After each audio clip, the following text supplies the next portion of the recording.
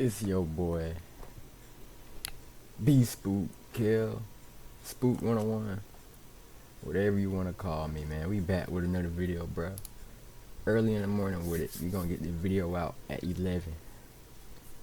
My videos come out at 11 in the morning. So make sure you watch them. Man, we got 1995 versus 2025. Who actually had it better? Who do y'all think had it better? I ain't gonna lie. I think we got it better. I think we got it better. Whoa. Why my shit frozen?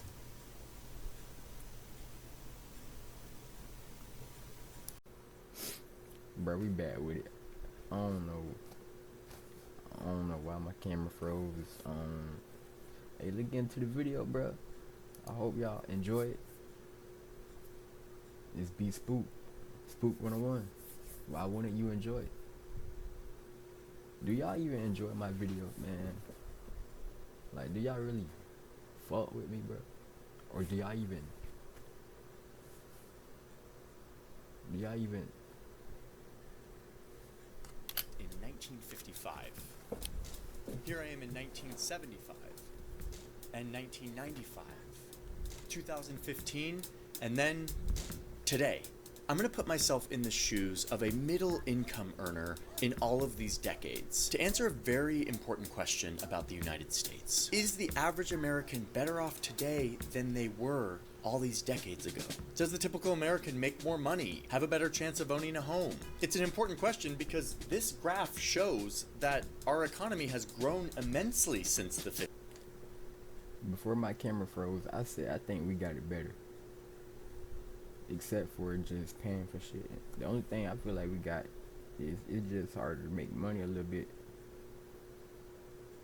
And everything costs more, but I think we still got it better. Cause back then it wasn't shit for real. 50s.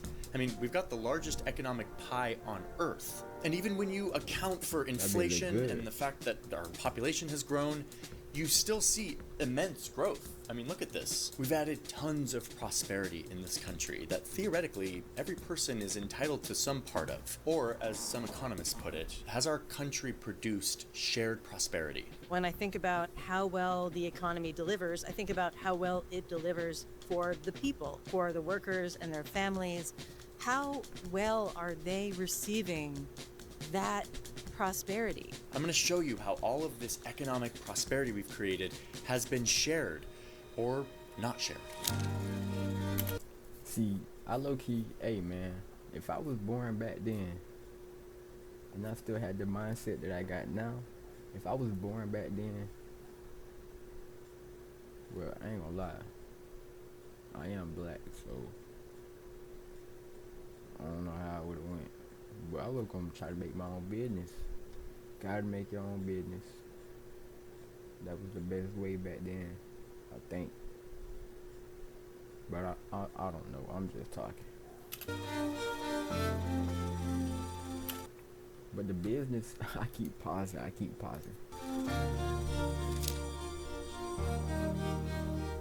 And in all of this, I want to get to the bottom of perhaps one of the most important questions in our country, which is everyone able to move up? If they work hard enough or if they get educated, can you climb the economic ladder here? Are you going to do better than your parents? Can you reach higher levels of income? Can you change your relative position? The American dream, we sometimes call it. A, quote, dream of a better, richer, happier life for all citizens of every rank. Is that still alive? And if not, why? I believe that answering these key questions is incredibly important for the future of this country, which is why we've been deep in all of the data, and I'm going to try to lay it out as clearly as possible by traveling through time. As always, all of the assertions in this video are fact-checked and linked in our sources. So with that, let's start traveling back in time. Can't repeat the past. Why, of course you can. Okay, Okay, so I'm traveling back towards the 1950s. As we move through time, I'm going to be keeping an eye on this main graph. That boy still moving. This graph is kind of our anchor. It will be showing how the economy has grown over time. And again, it's adjusted for prices and population growth. When this graph goes up, it means that there's more economic prosperity to go around. We're going to see how it gets divided up. And for each decade, I'm going to be looking at these. The clothes is crazy. The cars, the buildings. Let's see what he do. It's 4 economic indicators. Am I making more money? Can I afford a house? Is this economic growth being shared equally by everyone? And how likely am I to be making more than my parents? Oh look, we're arriving to the 1950s. We made it, finally. Creating custom clothing labels with TapStitch is easy. Go to your branding tab, choose your label size and background. So it's the 1950s here in America, and I, the middle income earner, have just returned from fighting in the most devastating curfew in history. But we Americans came out on top, and our economy is booming. I work in this car factory. It's one of the many factories that was converted from making weapons to now making valuable stuff that we're shipping around the world. Car factories back then, after the war, was good. Everybody needed a car. Our country is getting rich. I am making an average income. So my income right now is $4,400. In today's money, that's more like $41,000. We're going to adjust everything for modern dollars, in this case, 2023 dollars. Prices are higher these days, so our money's more valuable to make it all make sense. Okay, wait, pause. I'm not going to do that every single time, like talk about the inflation. I'm just going to say everything from now on in modern dollars. It'll allow us to compare a lot easier between the decades. Okay, with that, let's get all the magic going again. Pretty cool, right? Let's meet my Keep it in family. mind. So my wife doesn't work. Only a third of women. Is my thing recording? My camera froze again. I gotta keep an eye on this blue light, so I'm gonna keep looking up every time. I ain't finna record no video with no frozen camera, cause hell no. Get all the magic going again. Pretty cool, right? Let's meet my family. So my wife doesn't work. Only a third of women did back then. And really, she doesn't need to. My factory job supports the whole family. And look, I own that home. I paid $84,000 for this thing, again in modern dollars. That's actually not that much more than my yearly salary. This is considered very affordable. And a major reason why is because the government is helping me pay for a lot of this. And they've got the cash to do it. I mean, look at the top tax rate for the rich. 92%. So, a booming economy and all this tax revenue means that the government is helping build all of these suburban homes and is giving us veterans good deals on mortgages so that we can get in on the prospering U.S. economy, start building wealth by owning The post-World War II boom. How Americans got it took years. a home. Our returning serviceman who was starting his own business would get a financial boost from the government. How money would be advanced to buy property or a home. We're coming out of World War II. There are absolutely lots of public programs. Policymakers today and back then had a lot to do with how typical workers and their families were doing. Okay, so the economy is booming. Let's see how all of this prosperity is being shared. And for that, I'm going to show you this amazing graph. I love this graph. We're going to see it over the decades, and it tells a very useful story. This is my income, the median earner. Here's the income of the top earners, and this line is the low income in America. And down here is like years. Okay, watch what happens. Ready, go. Look at this, look what's happening. All 3 of these income brackets are increasing their income at the same rate. We are all getting in on this prosperity. We are sharing the spoils of a booming economy. Nice. In the roughly 2-3 decades after World War II, we saw what I would consider broadly shared prosperity. As the economy grew, as workers became more productive, workers across the board were actually seeing gains in their living standards. This is a great indicator that income equality in the United States is good and healthy. Okay, last thing for the 1950s, let's check in on the American dream. Can I move up the ladder? There's a really nice data set for this that says that I am nearly 100% likely to earn more than my parents. There is upward motion in the economy. The American dream is alive, at least for me, which is an important caveat here. women were mostly left out of this economic version of the American dream, and so were people who weren't white, like black Americans, 10% of the population, over 1 million of whom fought in the war, but upon returning were met with these custom maps that were drawn to determine where they could and could not buy homes. They were largely left out of all of this government help that allowed me to get could and could not buy. I'm looking down here.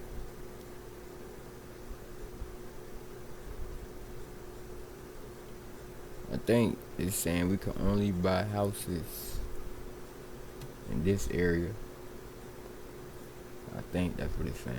Homes. They were largely left out of all of this government help that allowed me to get education and buy a home and build wealth. But if you're just looking at the numbers, the 1950s was a really good time for the median income earner. You could have a family, work in a factory.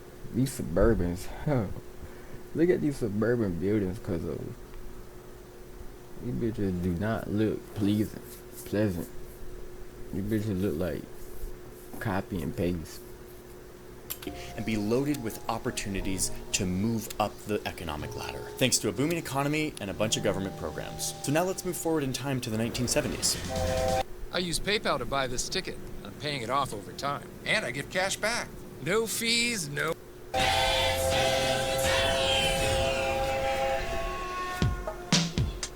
Welcome to the 1970s. Oh, 1970. A lot has changed.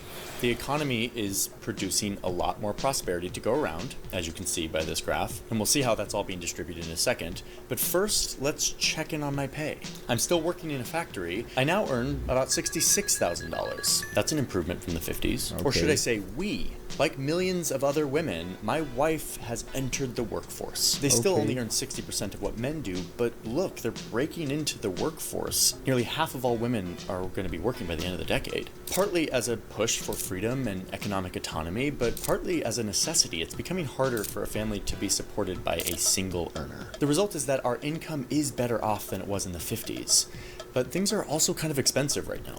Inflation is up, partly because there's war in the Middle East and they're cutting us off oil, so there's long lines at these gas stations and everything is more expensive. Anyway, check out my house. I had to pay $230,000 for this house. Housing is getting more expensive. Ooh, the houses went up almost 200 grand down there. Yeah, cause it was like 80,000. So I say 100 grand. And the government is raising the interest rate to slow down inflation, which is making my monthly payment a little more expensive. Home purchasing is becoming a little less accessible to the median, but I still have this cool house. Okay, let's go back to this super useful graph that tells us how the economic spoils are being shared. Remember, that's me, the median income earner. Every time the income And look, my income continues to grow at the same rate as the income go up, but everything else goes up too. It's like a mind thing, bro. The income go up, but prices go up too. So just think about it. high income and low income earners in our country. The growing economy is being shared by these different income groups. It's actually pretty impressive how tight everything is moving together as the economy grows. Oh, and look, they've started collecting data on how much more CEOs are making than the typical employee. Looks like by the middle of the decade, it's about 26 times more. Wait, are CEOs making too much? Is that bad? What do you think? Yeah. I don't know. Let's keep an eye on this back chart then as was definitely time making more than continues. today's CEO. We can assess if we think this is unfair. Okay, but what about the I don't know, American I'm too dream? tired. How easy it is to make more than your parents? Well, if I'm an adult in the 1970s, it means I was born in the 1950s, which according to this data set means I'm 80% likely to earn more than my parents. I mean, pretty good. The American dream seems to be doing pretty well. So I would say that economic life in the 1970s is better for the median earner than it was in the 50s. And something that we're not covering here because we're looking at the cold hard data is that there's also a revolution happening that's making it more equal and more fair for minority groups in the United States. So these are good trends. Let's see how they continue as we move on to the 1990s. So the American dream, what it sounded like, the American dream was get you a 9 to 5 and you'll be rich. Not ready for that yet, but your kids are gonna love it. To get to the 90s, we have to go through the 80s and look at all of this economic growth. The president has been very busy slashing taxes, getting rid of regulation and social programs, and rejiggering the economy to benefit businesses, making it harder for workers to like gather and get leverage over their employers. Ronald Reagan, the actor? And look, we are arriving to the 1990s. What a great decade. Hi, me again. I'm out of the... Y'all already know if y'all can hear the water through my damn mic. Chill out, bro. It ain't my fault, bro. If y'all can hear the water when I swallow it. Collage World. Because I gotta tell you about the sponsor of today's video, because if I didn't have sponsors... Bro, fuck that fucking sponsor. I don't even got no sponsor. Leave my room full of maps and get back into the 1990s. The big standoff between the United States and the Soviet Union is over, and people are stoked. We enter the 1990s with this little recession. We're getting ready for a big surge of more growth thanks to the rise of the internet. Remember, I am still playing the role of the middle income earner, okay? So it's not like I was like born back in the 50s and I've been growing up. I am a young adult who is the middle income earner. How am I doing? So I still work at a factory. America is still a manufacturing powerhouse here in the 90s, though that is literally right about to change. I wish I could warn myself. My household brings in $76,000 a year, which is definitely better than the 50s and 60s, but you can kind of see that things are flattening out. And yeah, he only went up 10K.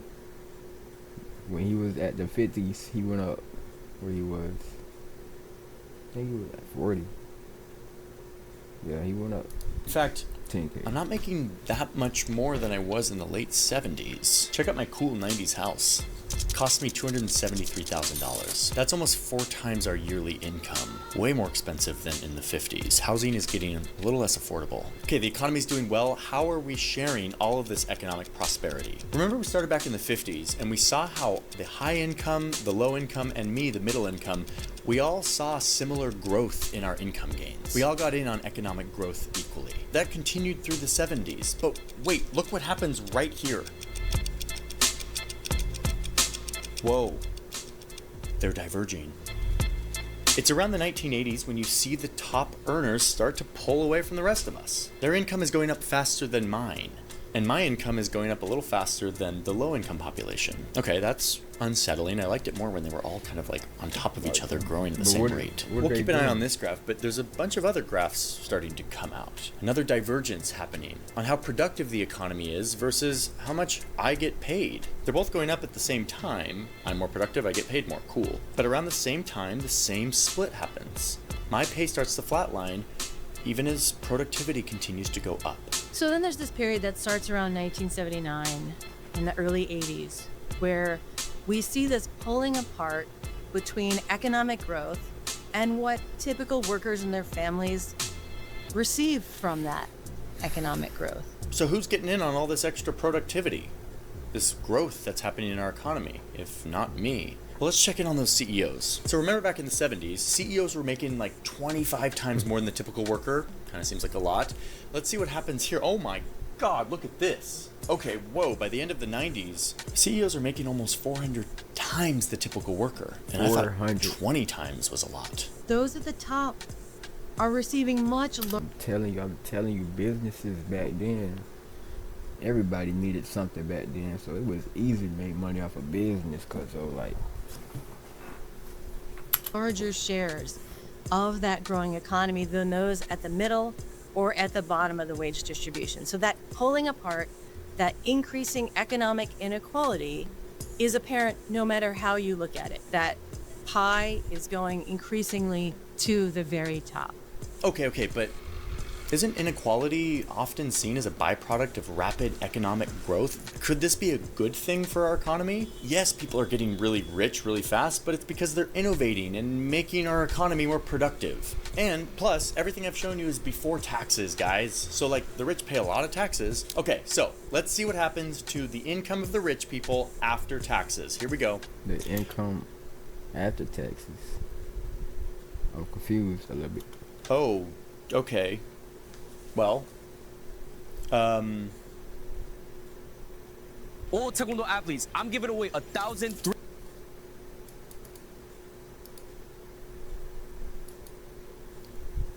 the taxes didn't do that much.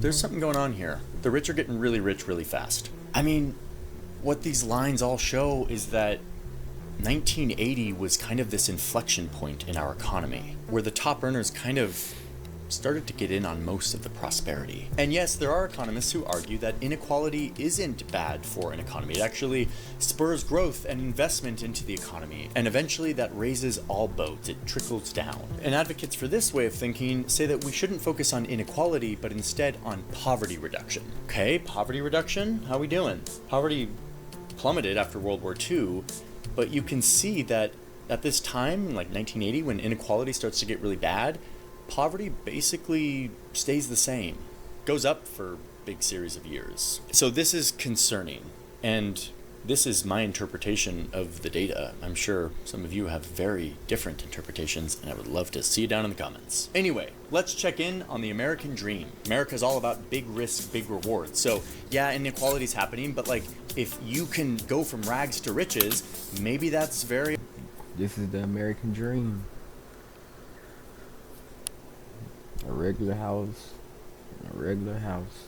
I mean, a regular house and a regular car. With a regular bitch. American and okay. If I was born in the 1970s, I'm now an adult in the 1990s, and the data says that 59% of us born to the middle income will out-earn... That ain't my American dream.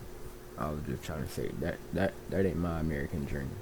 ...earn our parents. So that means that 40% of my peers here in the middle income will earn the same or less than their parents, even as we are seeing all of this economic growth. I mean, you can see this trend here. The American dream of being able to move up the ladder is becoming less and less a reality for a bigger and bigger portion of the population. Okay, so that was a big change from all the trends.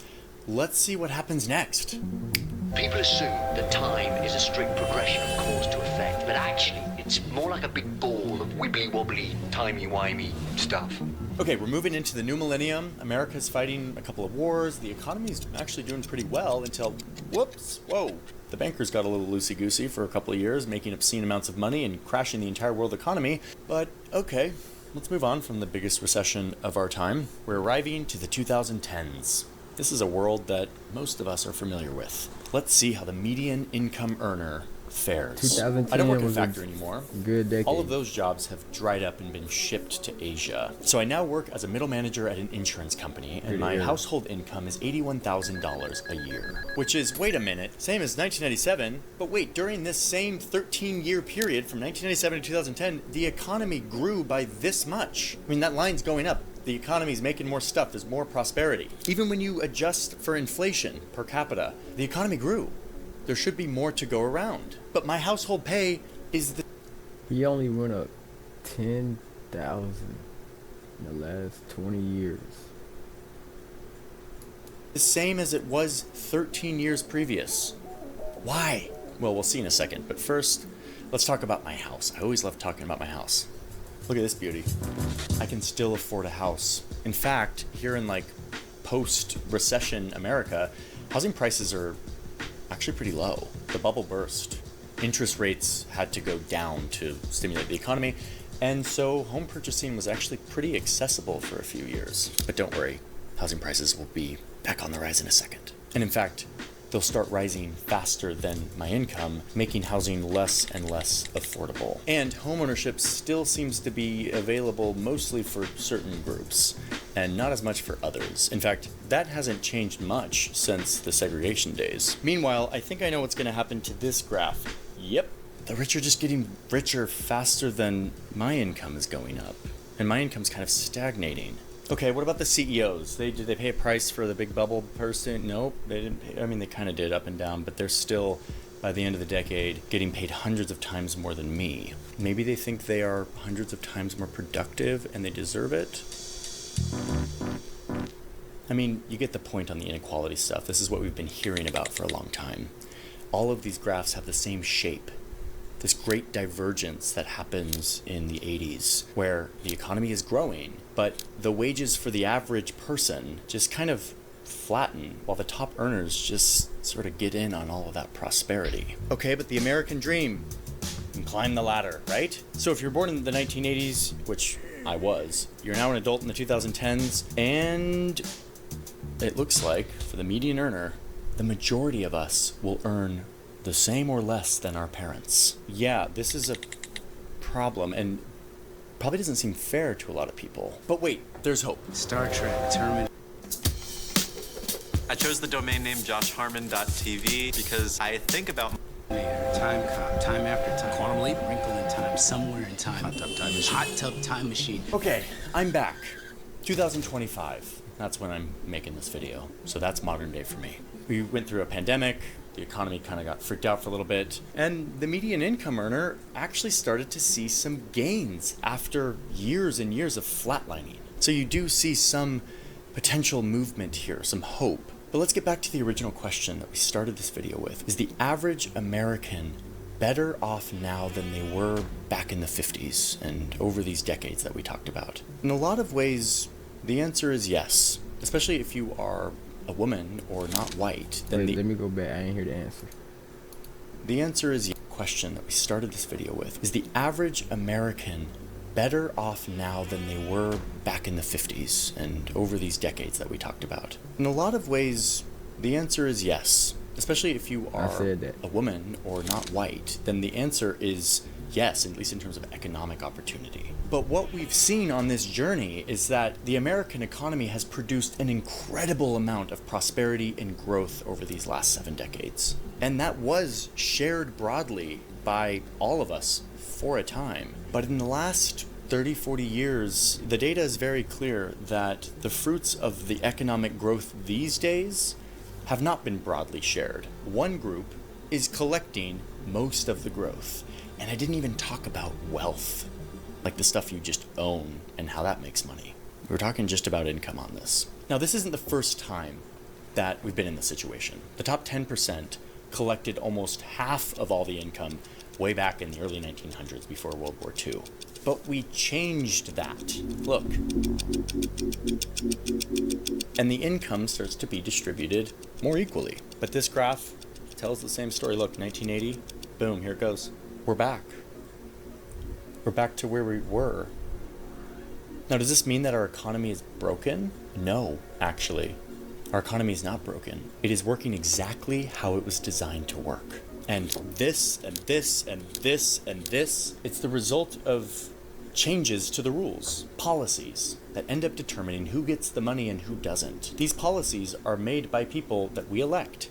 And if we don't think that this is fair, we have the power to pressure them to design a system that is fair. Now, the medium income earner doesn't have nearly as much power these days. The top income earners and the corporations have really gotten their foot in the door for the people who have the power to set the rules. So it's harder than ever. But this still is a democracy. If we don't think a system is fair, we still have the power to pressure our politicians to change it. And it's not actually just about income inequality. Yes, that has risen. The rich get richer much faster. It's also about the American dream, this idea of being able to move up. If you get educated, if you work hard, as inequality has gone up, the American dream has gone down. These graphs are built on robust data, and this is the story that it tells. The rungs of the economic ladder have gotten wider and wider apart. And that American dream, ironically a term coined by a rich investment banker born into a rich family in New York City, that dream is looking more and more like a myth. Well, we got it, bro. The American dream is a myth. I think that's what he said. I wasn't really listening at the end. Hey man, like that video because I just like that video, bro. It's your boy B Spook, man. I'm gonna do another video. Oh, listen, Devin. Okay, I'm gonna do another video around like 7 p.m. 7 p.m. Y'all, we out. Love y'all boys.